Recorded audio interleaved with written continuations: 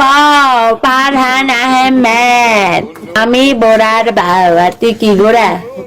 তুই ঘোড়া? হ্যাঁ, তো ঘোড়ার উপর আমি ভালো চাবুক চালাইতে পারি।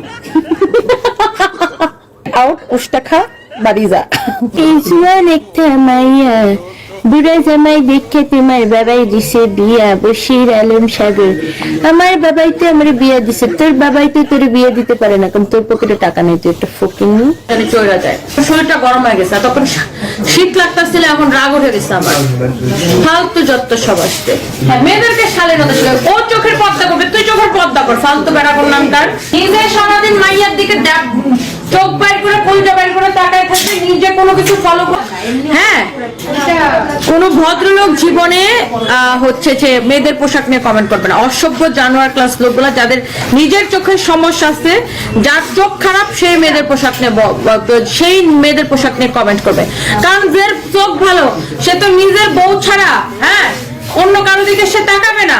পক পক করিস খুব তুই শালি। এমডি সাগর লিখছে, পক পক করিস খুব তুই শালি। দেখি বেড়ার ক্যামেরাটা। এখানে আবার একটু ছাগলের মতো দাঁড়িয়ে রাখছিস। যেই না সুন্দর চেহারা, তোরে কুত্তা দেয় পাহারা। জীবনে টাকা হবেও না, আর আমার মতো বউ হবে না বেবি। তো পাগলের সুখ মনে মনে, এত স্বপ্ন দেখে লাভ নাই। আছে আমার গার্লফ্রেন্ডের 3টা প্যান্টই লাগবো, কে এমন চাকমা। এই দেখো কোন সারা কাদের কাছে সেরা সেরা প্যান্ট আছে, ওরে দাও। ওর গার্লফ্রেন্ড নাকি প্যান্টি না পাইলে ছুটে যাবে।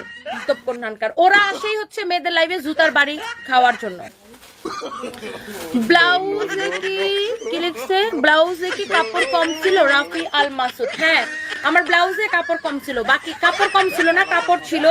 দাঁড়া, আমার ব্লাউজে কাপড় কম ছিল না, কাপড় ছিল।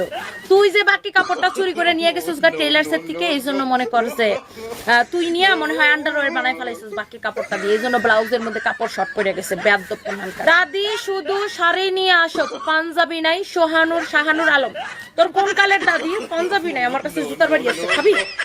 বেয়াদব কোথাকার দাদি। তোর কোন কালের দাদি রে? বেয়াদব বেড়া কোনখানকার। নিজে তো বুইড়া ধামরার মতো দেখা যায়, দেখি নিজেরও তো বইরা ধামরার মতো দেখা যায়। একটা হলুদ কালার গেঞ্জি পরে, মানে খ্যাতের ঘরে খ্যাত, মানে খ্যাতের মধ্যে একটা মোটরসাইকেলের মধ্যে বসে আছে। ওরে আমার খ্যাত রে, ওরে শান্তু মোটরসাইকেল দেখা শরীরে তোর উপরে ঝাপায় ঝাপায় উপায় উপায় পড়ে যাবে।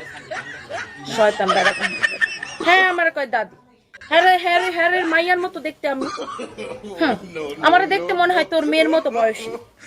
শয়তান বেড়া। এমডি সোটন লিখছে, আপু আমি বিশ্ব বেহায়া। আমার গালে যদি তুমি একটু জুতার সাথে যদি একটু গু মাখায় তারপরে বাড়ি দাও, তাহলে আমার কলটা একটু শান্তি লাগবে। আচ্ছা, আমার তো সময় নাই বেবি তোমাকে জুতার বাড়ি দেওয়ার জন্য। তুমি জুতার বাড়ি খাইতে চাইলে অন্য কোথাও যাও। হ্যাঁ, অসভ্য শয়তান জানোয়ার বেড়া কোনখানকার। লাথি মারে তো চাপা তার ছলাম। শয়তান বেড়া কোনখানকার।